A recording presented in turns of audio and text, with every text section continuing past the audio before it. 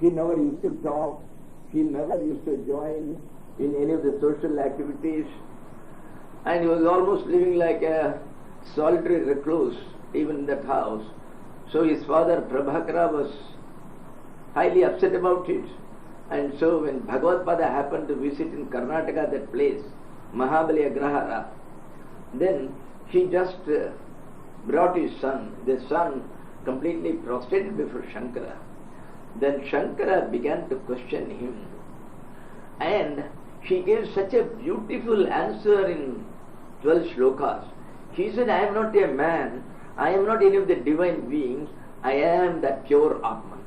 So he was describing completely in 12 shlokas the entire attributes of the Atman, and it was the highest Brahma Jnana which was given in a capsule in those 12 shlokas. And it is perhaps the first time in the history that a guru was so pleased with the disciples' composition so that Shankaracharya himself had written a bhashya for this stotra, for this composition done by Hastamalaka. Actually, it is not a separate composition done by him. These constitute the answers given by Hastamalaka to the question from Shankara as to who he was. But it was completely full of all the highest principles of the ultimate reality, that is the Brahman. Now, we start. The first shloka happens to be the question put by Shankara. On seeing that small boy, you know why he was called Hastamalaka? How clear it will be seen if somebody places a small gooseberry in your hand. Hasta means the hand, Amalaka means the gooseberry. We call it Nellikai or Amalaka in Sanskrit. So, it will be extremely clear. In the same way, as being a 13-year-old boy, he was able to expound the highest truths, which even tapasvis who have done austerities for thousands of years were unable to express. So, he was known as Hastamalaka, the one who could explain the highest truth about the reality in such a simple and lucid manner. That's why he was known as Hastamalaka. Now, we start with the first shloka, which is a question from Shankara Bhagavad-pada to the child, which had all along been acting as if he was mute and dumb. Tatvam shisho kasya kuto siganta kinnamate tum kuta gatosi etan mayoktam vadachar bhagatvam matpritaye priti vivardhanosi. These are the questions which was put by Adi Shankara. He is asking the child. See, a 13-year-old boy, you can't call him a child.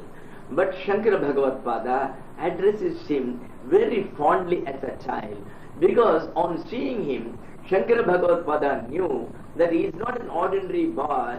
He is definitely a yogi who is a highly mature soul, who was ripe for the highest stage. So, he got so fond of him, so that he addresses him as my dear child. Shisho, Katvam Shisho, who are you, my dear child? And Kasya Kuto Siganta, to whom do you belong?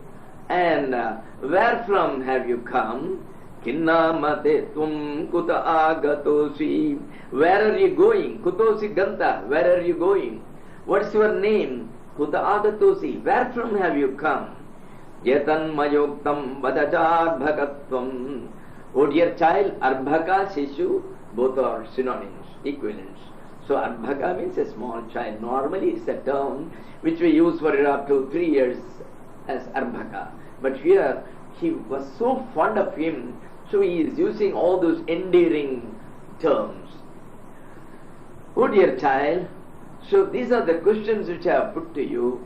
Kindly answer them, so that I'll get satisfied. Matpritaye. Matpritaye means for my satisfaction. Would you kindly clarify these issues which I have raised? Priti vivardhanosi. Look here, on seeing you, as if I have known you for several years, My affection is growing towards you. I don't know what is the reason lie. Presumably some deeper connection should have been between us.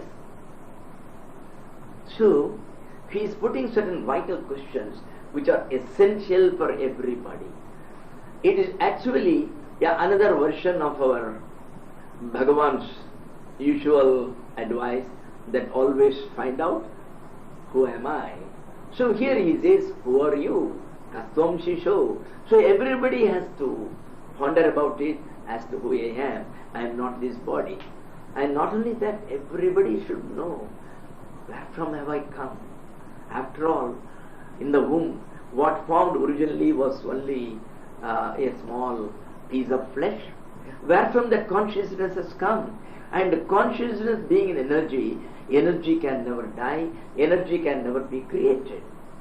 So, where from it has come, it can only be transmigrated, transformed from one place to another life. So, where from it has come, this consciousness.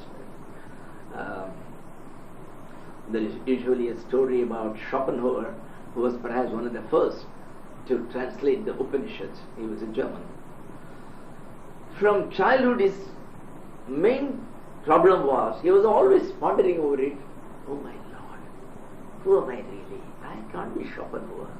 This is the name which these people had given me when I was born. So I had no name. Where from have I come? Where am I going? What I am doing here? He always used to think of it. And even when he was a boy, even when he went to the college, he was always beset with this problem. And after finishing his college course, he was simply sitting at home because he belonged to a very affluent family. And throughout night and day, he'll be thinking of it. And one night, thinking of it, he was not even aware. He just went out. He was in his pants, he was in his hat. He just went out. He was unaware what he was doing. He was passing through a very big garden laden with, full of trees, laden with fruits. And it was night about 1:30 or 2 o'clock. And the chowkidar, who was having a small lantern, he espied him and immediately said, who is this chap? I am sure he should be a poacher because it's time for apples. This fellow has come to poach our apples. So he just comes wielding a stick in his one hand and keeping his lantern, the spotlight on him, keeping the spotlight on him. And he asked him, hey, who are you? Where from have you come? What are you doing here? Where are you going? Then Schopenhauer came running to him and just embraced him. Oh my Lord, these are the very questions which I have been asking for the past 15 years, and you are also putting the same question, man. I have been unable all these days to find out the answer for it. Now how can I answer it? And that fellow thought he is a madcap and then set him out. So these are the very vital questions if one wants to have liberation in this birth, if one wants to get out of this cycle of birth and death. So, Shankara asked him all these questions for the benefit of all the posterity. Otherwise there was no need. Shankara knew everything. So heart to heart he would have known who he was, he would have told him, all right, this fellow is of no use to him, taking you, would have taken him. So all these things was a drama, so that such a beautiful composition like Hastamalaka should come from his mouth. He was aware of it, and thus we, the posterity, and the present generations, and perhaps for several other generations in future, should be benefited by this. Now, Hastamalaka Uvacha, Hastamalaka begins to answer. All the rest of the shlokas, they are all from Hastamalaka. Again, the first one, which this is actually the second one from the beginning. This is only a formal reply, but it becomes more profound from the third shloka onwards. It is highly profound from the third shloka. Here he says, Nakam manushyo na cha deva yakshau na brahmana kshatriya vaishya shudraham na brahmachari na grihi vanastho bhikshur na chakam nijabodha rupaham. The main principle is, we should know that we are not the body. If we are the body could be categorized as This is the body of a lizard, this is the body of a reptile, this is the body of a bird, this is the body of a man, and this is the body of a god, this is the body of a semi-divine being. And again, if you are a human being, and in India, again you are recategorized into the 4 stations of life. Either you are a brahmachari, a celibate, or you are a grihastha, a married man, or a vanaprastha, that is a householder who has renounced and who goes to the forest along with his wife, sometimes alone too, but who has not taken formal renunciation, who has not taken sannyas. And the last is the sannyasi proper, that is the one who has renounced and who has taken the formal monkhood. So, we are all the Atman. We are made up of 2 units. One is the body and another is that energy which is there. It is just like when there are several bulbs in a room. One is of 0 watt, another is 200 watt, another is 1000 watt and all that. Each bulb is thinking that I am separate, I am a 0 watt. Somebody is thinking I am a 200 watt. But actually speaking, there is only one wire through which only one electricity is coming, and that electricity has got infinite wattage. So it is the same electricity which has gone to the 0 watt bulb, it has also gone to the 200 watt bulb. And the electricity has got infinite energy. It is an infinite Atman-like. But actually, why then the Atman is not seen as the Atman? Why then his infinite energy is not evident to us? The reason is, the bulb has got its own samskaras, its own conditionings. The tungsten elements and all that have been so prepared as to have different resistances.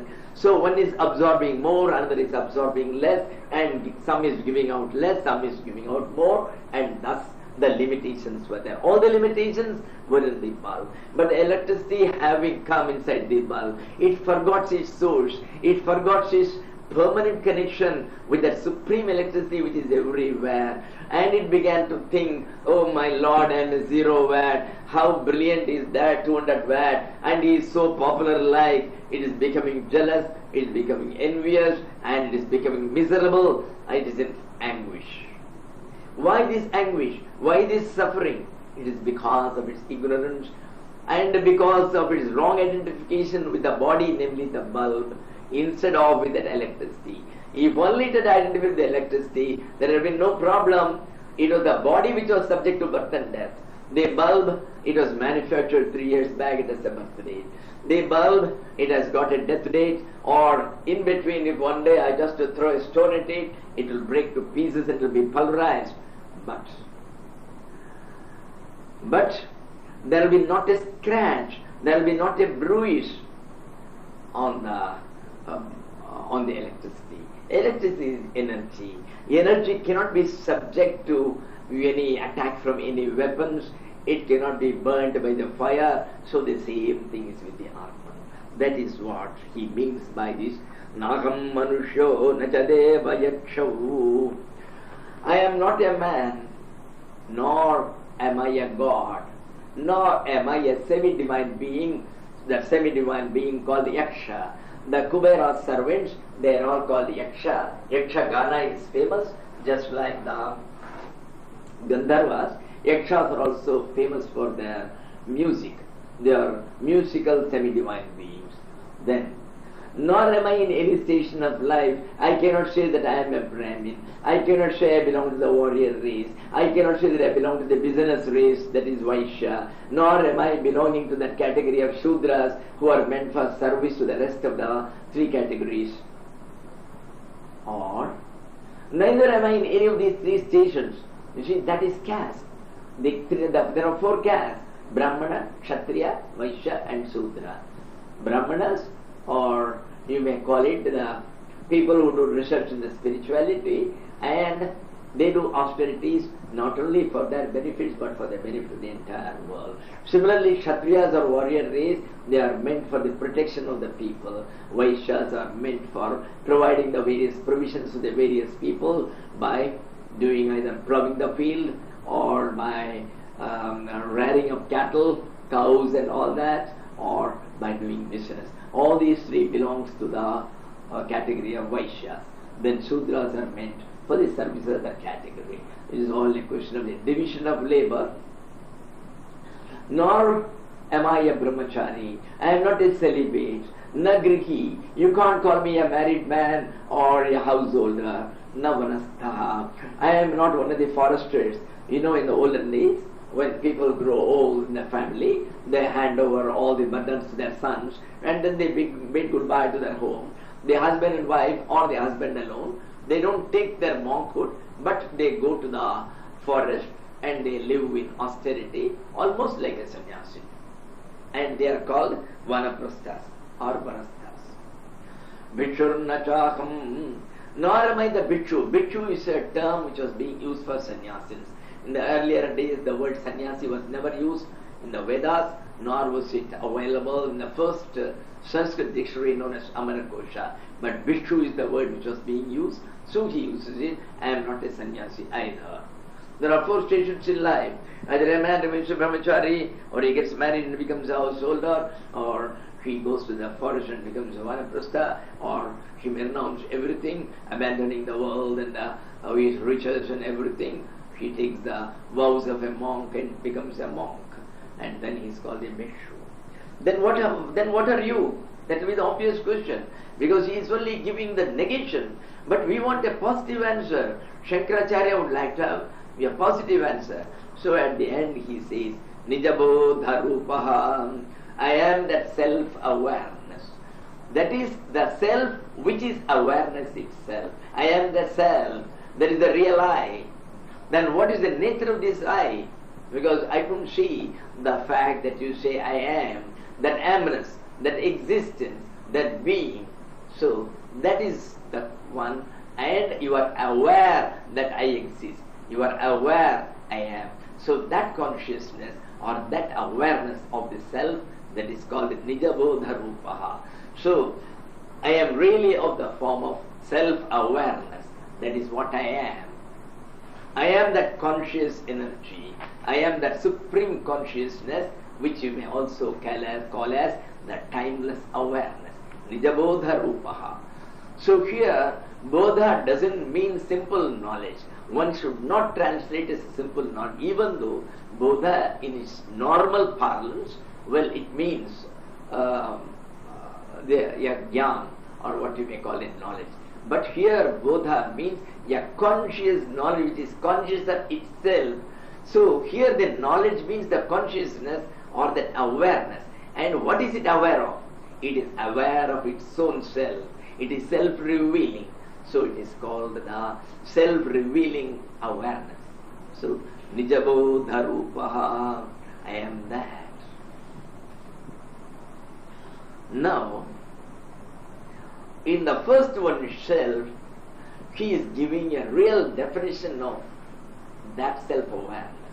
What is that self-awareness like? Because simply if you say self-awareness, many of us cannot understand. After all of us are not philosophers. All of us have not gone through the Advaita of Shankara or any such thing. So how can a layman understand? So for a layman's purpose, he is explaining as to what type of Atman he is.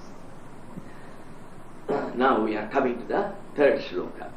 Nimittam manas chakshuradi pravrittau nirasta kelopadirakasha kalpaham ravilloka cheshta nimittam yathayaha sanityopalabdhi swarupo gamatma.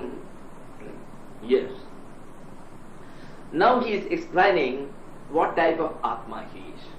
Here, the fourth line is important because almost, except perhaps the last one, the 13, the total 13 is already 2 are over. So about 11 shlokas contain this last line is being repeated as the refrain. That is Sanityopalabdhi Swarupo Gamatma. He says, look here, I am that Atman. I am that supreme being. I am that supreme soul. I am the self. What do you mean by I am the self? It is almost like what Moses heard from that holy fire which he saw in that Mount Sinai, which said, I am what I am. So that is what it means. I am the self. I am what I am. So aham atma. Atma is the term which is given to the real I. But simply by a terminology alone, what can you understand? So what is it like? What exactly you mean by the Atman? So that he is explaining. Look here. It is that conscious energy. It is that consciousness which is behind all our activities. A common man, how does he act? He acts first by perceiving things. He perceives things and then he likes to have something. For that purpose he has to act. So first is the perception of the world. The perception of the world he gets through 10 senses. 5 senses are called the 5 senses of perception, Jnanendriyas. The rest 5 senses are known as Karmendriyas, 5 senses of action. And apart from these 10 senses, because all these 10 senses, they go outward, they go to all the outside objects of the world and then feed you with their knowledge as to, oh, this is a fan, this is a wall, this is a mic. So this knowledge it gains, this is another man, this is my son, this is my grandson. So all this knowledge comes to us, the knowledge of the objects of the world, it comes to us through these 10 senses. The eye is able to see, it only sees the form. Then the nose smells it, it says, oh, this man is having a nice scent. So it gives a further description of the object seen. So you are seeing a flower, this can only see a petal, the eye cannot know anything further about it. It only says, well, this is rosy in color, this is a rose. So it knows the color, it has seen the petals and the stem. Now, then the nose, very nice, it is smelling beautifully. And then on it there are a number of bees. So the bees are all singing beautifully, wee, wee, like that. So this singing of the bees, this noise of the bees is being heard by the ears. It is being heard by the ears. Then you take a few petals, you pick them and put it in the mouth. Oh, it is very nice. I can make gulkand out of it by keeping it with some sugar in it. So thus the entire idea of the flower, you get it in installments through the various senses. One is giving you the smell, the other one is giving you the form and the color and its personality, and something else is giving you the sound. Thus we are getting it. And apart from it, we call it as antakarana. There are 3 organs which go inwards, and they are called in general as mind. But that mind, it is constituted by 3 components. The one is called the mana or the mind, the other one is called the buddhi or the intellect, the third is called the chitta. The mana, it is that which passes on the information given by the senses to the intellect. It is an in-between, it is a go-between between the intellect and the senses. The eyes have seen, it just sees a flower. It sees the flower, it just produces the form, but it doesn't know what it is. It cannot recognize a fan, it cannot recognize a wall, it cannot recognize anything, it just passes on the picture back. Now, on seeing the picture is passed on by the clerk. The clerk is the mind. The mind passes down to the intellect. Intellect is the officer who is to take the decision. He is the decision maker. He is the nirnaya karta. Nirnayatmika buddhirichuchyate. Sankalpa vikalpatmika manaha.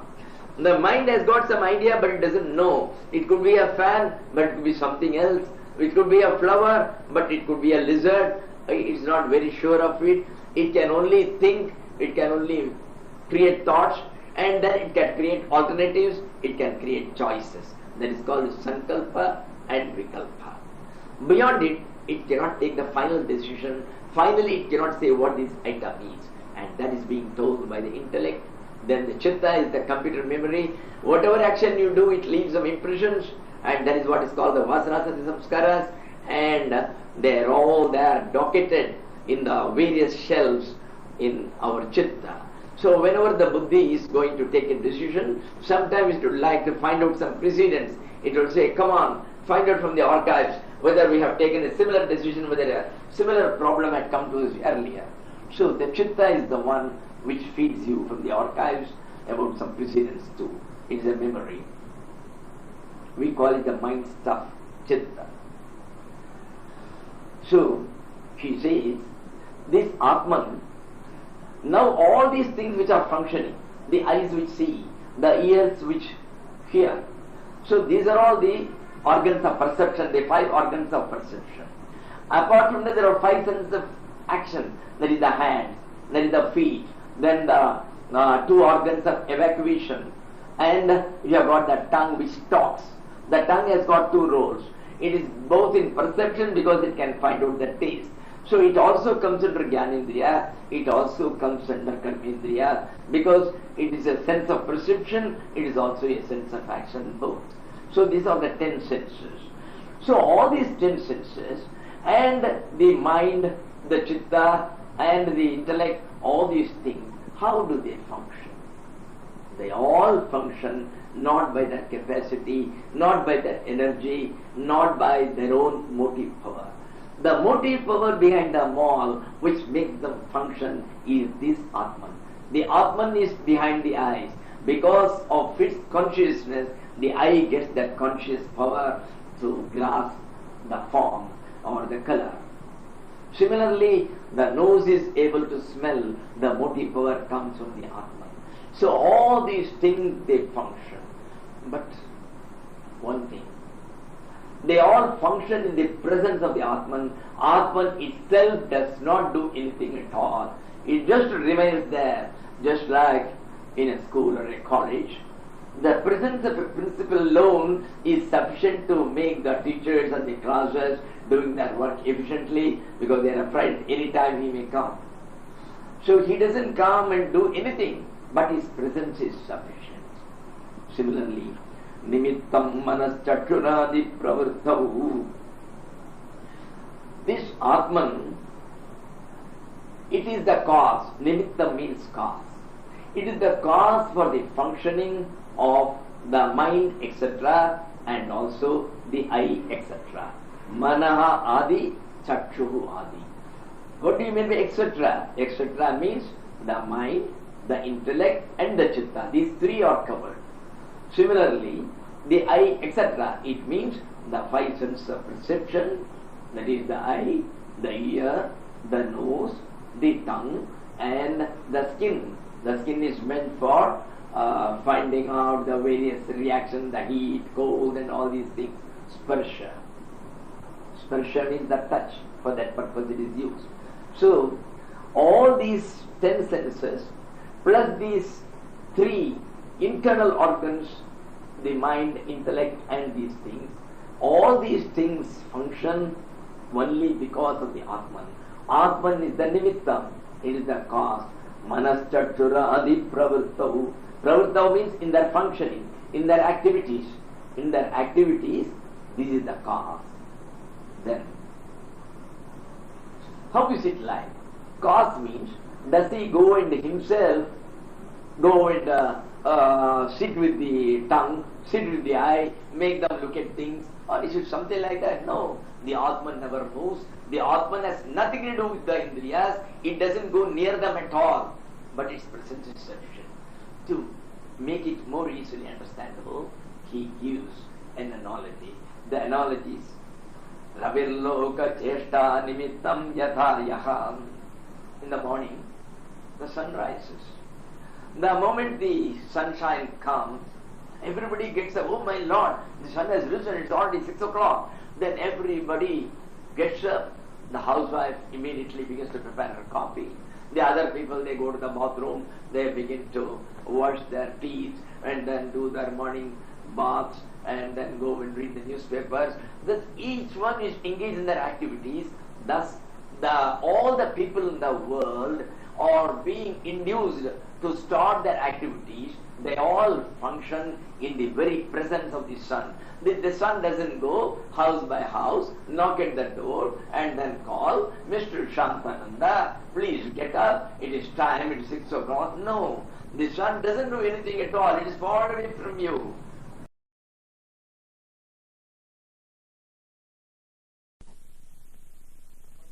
Nimittam yatha yaha. Yatha means just as Ravihi, the sun. Loka cheshta nimittam. Nimittam means the cause. So just as he becomes the cause by his very presence for the activities of all the people. Here Loka means all the people of the world. Loka means the world, Loka also means the people. And here it means all the people of the world. So cheshta means their activities, their functioning. Just as the sun by its very presence, without actually involving itself, just by its very presence, it is able to induce the activities in all the people of the world as soon as it rises up. Similarly, the Atman, it doesn't get involved with any of the Indriyas at all. It has nothing to do with them, but by its very presence, it is able to activate or motivate all our senses, including the mind, the intellect, and the chitta in the respective activities. And how is the Atman? You say it is able to induce them all. Then what is it like? He says, Nirastha Kilopadhi. Upadhi means a limiting external adjunct. It is a technical term in the philosophy. For instance, supposing a beautiful transparent crystal, a small gem-like crystal is kept on the table. On the back of it, I am covering it with a blue cloth. Or I keep the red flower, the hibiscus flower. The people in the front of it, when they see the crystal, they see the crystal as red. But the crystal hasn't got any red color in itself. Red color is not inherent in it. It is not one of the constituents of that. It is free from all the colors. It has no color at all.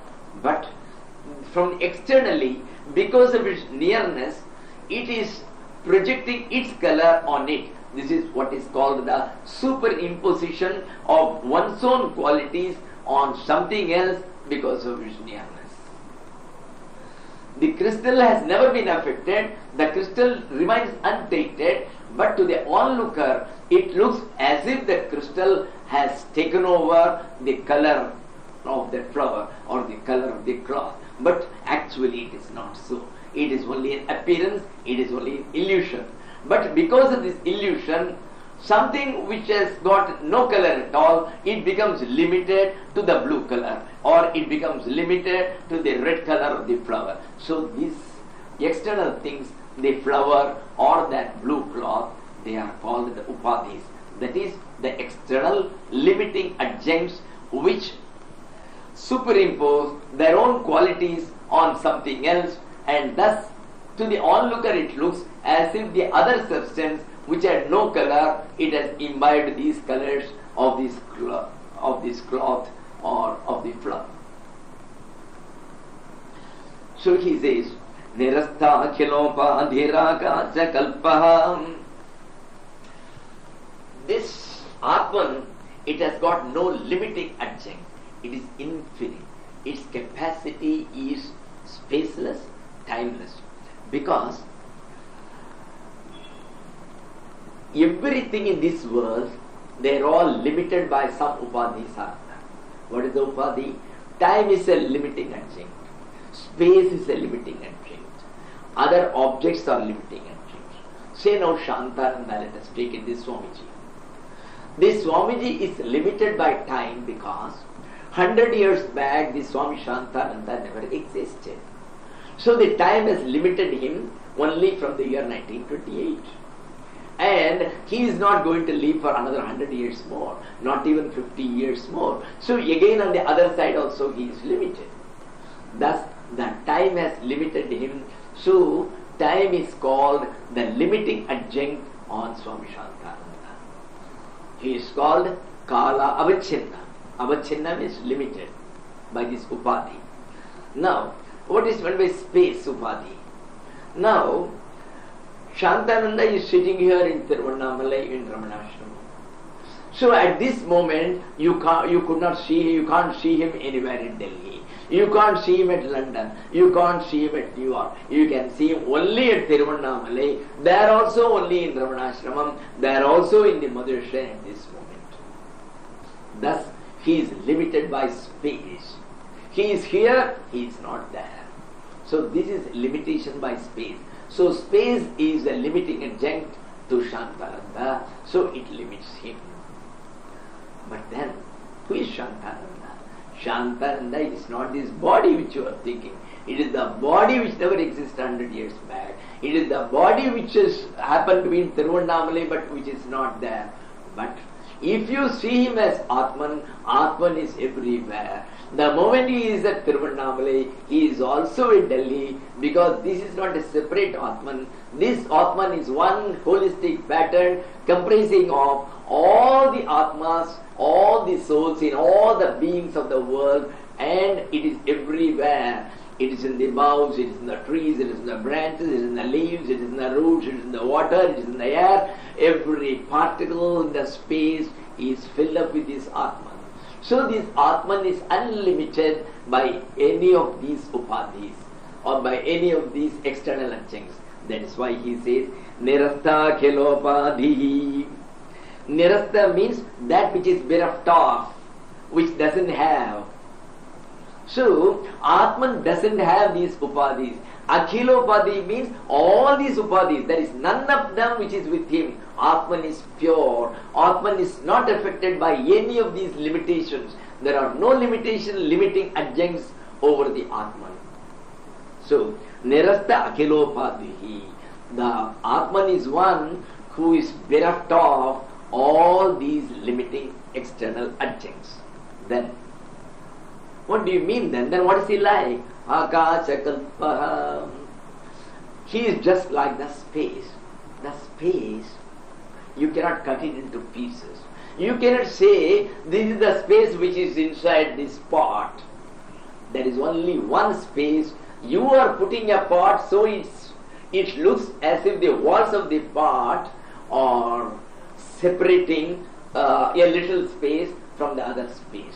But this is only an appearance. The moment the pot breaks, this pot space gets itself merged with that Mahakasha, that is that bigger space. So, Akashakalpaha. Number one, it is one whole. It has no parts. It is Niravayava. Avayava means parts. So space has no parts, it is one whole. Similarly, the Atman is just like this, it is one whole. Then, secondly, Akasha is infinite. Similarly, this Atman is infinite. Akasha is pure. Even though in this space you may keep a lot of things, you may keep garlic, you may keep onion, you may keep some alcohol, but none of these smells, none of these things, nothing taints it, nothing can adhere to it. The space is always pure. In the same way, the Atman, even though it will be with the body, even though it is along with the Indriyas, but none of these things can taint him. It is not possible for it to be contaminated by any of these things. Akashakalpaha. Then, what actually is this Atman? Please tell us. Please tell us in some positive terms. He says, Sanityopalabdhi Swarupo Mahatma. This is going to be repeated in every sloka at the last. This will be the refrain.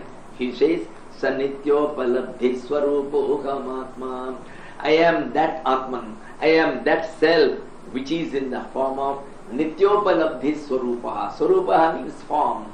I am in the form of Nityopalabdhi. What is the Nityopalabdhi? Nityopalabdhi means it is always available. It is called Nitya Siddha Swabhava. Nitya Siddha Swabhava means it doesn't require any proof. It is a direct knowledge about the Atman. Atman requires no proof. Atman, God, they are all synonyms only. So God doesn't require any proof. So long as you exist, that very existence, the essence of the existence of everything in this world, that is what is called Atman. I exist, the pot exists, the door exists, the fan exists. The term fan may not be the ultimate truth. What looks through your eyes, through your ears, well, it could well be of some other form. They are not the correct ones. But that isness which you say, the fan is, the water is, the wall is, that isness, that is called the existence, that essence of existence of all those things, that essence is this Atma. So, I always exist. Even if 20,000 people were to give a signature campaign, they all sign and give it to me, sir, we all contend the fact that you are there, we have written, Shantananda doesn't exist. I'll say, you are all fools, look here, I am existing, what proof do you want? I am here, that is the proof. So it doesn't require any proof. Not only that, this is one case where even negative will give the meaning of an affirmative. Even if you were to deny it, even a denial becomes an affirmation. Supposing somebody comes to you and you tell him, look here, Shantananda is not. Shantananda does not exist. If it doesn't exist, how do I talk then? So naturally, my very answer, my very denial, that itself is a proof that I exist. So this is a case where no proof is needed, where even denials become an affirmation, and that is what is called the existence. Descartes, one of the famous philosophers in Greece, he never used to believe in anything. He was not prepared to believe in anybody in the world or anything. He says, no, I do not know. But finally he said, when it comes to existence, I cannot deny that. Existence is. You cannot say the existence is non-existent. See, it's a contradiction. It can never happen. So what exists, that existence always remains. So this Atman is existence. Previously he told it was consciousness. Yes, these are the two important attributes of the Atman. Either you can say that Atman is, or you can say that Atman is awareness. How? Both mean exactly the same thing. Consciousness is not different from existence, but they have used the two terms separately for a common man to understand. Otherwise it will create confusion. A common man cannot understand how both are the same. Look here, a thing which exists, that only can have consciousness. How can a thing which does not exist, how can it have consciousness? So consciousness, for consciousness and awareness, existence is a sine qua non. It is a necessity, it's a prerequisite, then only there can be consciousness. Then, if you exist, and if you are not aware, what is the use? So as such, to be aware of your to know that you exist, you should be aware of it. So awareness and consciousness is necessary for existence. Otherwise, it will never know that it exists at all. Then what is the use? So existence and consciousness, you can say, are practically synonymous terms. So in the previous he said, Nijabodha Rupaha, I am on the form of the self-knowledge or self-awareness, the timeless awareness of the self. But here, this is going to be repeated again. He says, Sanithyopalabdhi Swarupo Kamatma. I am the Atman. Then Atman means, what's your form? How are you? How do you look like? What's your nature? He says, my nature is Nityopalabdhi. I am the consciousness which is always there. This consciousness never came from outside. It didn't come in my 8th year, it didn't come in my 10th year. This consciousness, there is no individual consciousness at all. There is only one consciousness which goes into all. So the question of any individual consciousness that it came at this time, it never arises. It is just like when a pot is kept here, if there is a space in it, this space did not come into existence only when the pot came into existence. This space was always there. It is the pot which came down. The pot may come, the pot may appear, the pot may disappear. The space that always existed. It is a Nityopalabdhi. Similarly, this Atman is a Nitya Siddha Swarupa. It always exists as existence. It is the essence of all existence. And you see, we always say, the tree exists. The lizard exists, but God does not exist. What does it mean? It means what exists can also go out of existence. But God is the very essence of the existence. He is only in the form of existence in all the things. He is the existence in the lizard. He is the existence in the tree. He is the existence in Shantananda. He is the principle of the very existence. He is existential. He is not. He is not existing. He is the essence. He is the essence. Sanityopalabdhi swarupo Mahatma. So this Atman is not something which has to be obtained from somewhere. This Atman is not something which came in the middle from somewhere. The Atman has always been existing. What is the proof? There is no proof needed. It is self-revelatory, and everybody knows it is a direct knowledge. See, the knowledge that somebody, say Mr. Sridhar is sitting before me, this knowledge how did I get? I got it by using my ears or by using my eyes. Yes, I saw Mr. Sridhar. Then Sridhar was talking, I could recognize his voice. So my ear said, yes, this is Sridhar.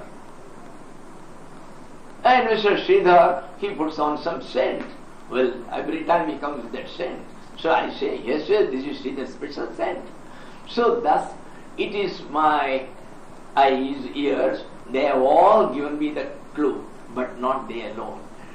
The mind and the chitta, where the conditioning was there, it has already given me an idea what is black, what is white, what is brown, what is reddish, and what is the beard, what is the mustache, what is the hair. So all the things are known to me. I apply all these things. Yes, he is a 6-footer, he is like this, his color is like this.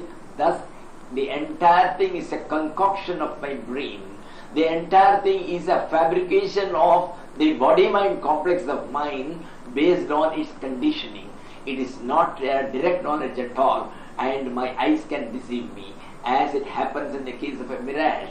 The mirage in a desert. You see that there is water lying. You rush, you run, and you find your disappointment that the entire thing was an illusion. So your eyes can deceive you, so can your ears. None of these senses are dependable. Then on the contrary, the knowledge that I exist, I Shantananda exist, I know. So, how do I know? You ask me, Shantananda, how do you say that you exist? I say, I know, that's all, there is no other answer. Or in other words, it means it is a direct knowledge, instinctively it has come in me, I cannot find its source because the knowledge itself has let itself known to me. It is called the self-revelation. The existence or that Atman is self-revealing, so it has revealed itself to me, I know I exist. Even if 1,000 people were to tell me I do not exist, I will not bother about it, I know. How do I know? This is what is called the direct knowledge. Or it is also called the immediate knowledge. Why it is called the immediate knowledge? It does not come to us through the medium of our senses. So without the medium, it comes directly as a spurana. It comes directly as a vibration from inside. Yes, I am, I am, I am. Nobody says I am not. So it's called a direct knowledge. Sanityopalabdhi swarupo Mahatma. So this is what is called the Nityopalabdhi. It has always been there. It is a direct knowledge. It requires no proof. It is a Nitya Siddha. That is why Bhagavan himself has translated as real Nitya Siddha Urvanam of Anmana. Nitya Siddha. Nitya Siddha means the one who is always there. You need not obtain him from somewhere. So finally the knowledge which you get, finally the wisdom you get, finally the reality that you perceive, what is called Atma Sakshatkara, at that time no Atma is brought from somewhere from outside.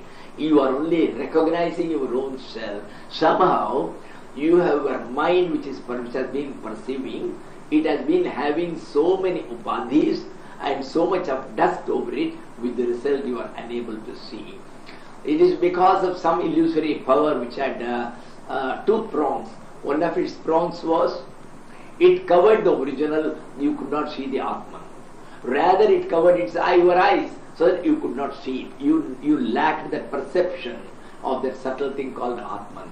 Not only that, that one began to multiply itself into many. You saw the diversity of the world, but you couldn't see that one Atman in it. It is one which became many, which looked like many. Again, this is another illusion. This is what is called the illusion of projection. So you have got two types of Maya Shakti. That Maya works by, one is by avarana, by covering up, by hiding the original thing. Well, that I may be able to find out. But to make it complex, that one has been made to look like thousands and myriads of forms, millions and billions of forms. So many birds, so many men, each man looks different. You cannot find the same identical man. There are different men, different animals, different varieties. And in each variety, each one happens to be different from one another. This sort of bhinnata, this sort of diversity has been brought. That is called the Vikshepa Shakti, that is the power of projection. Projecting something else which didn't exist. The many never existed, it was only an illusion. So, Sanityopalabdhi Swarupo Mahatma. I'm explaining it because this line is going to be repeated in everyone as a refrain, and I won't be explaining it in this way again. So that is why the entire thing has been explained in full. So Nityopalabdhi means that which is always there, which requires no proof, which comes to us as a direct knowledge, which comes to us as the immediate knowledge. So that sort of Atman I am.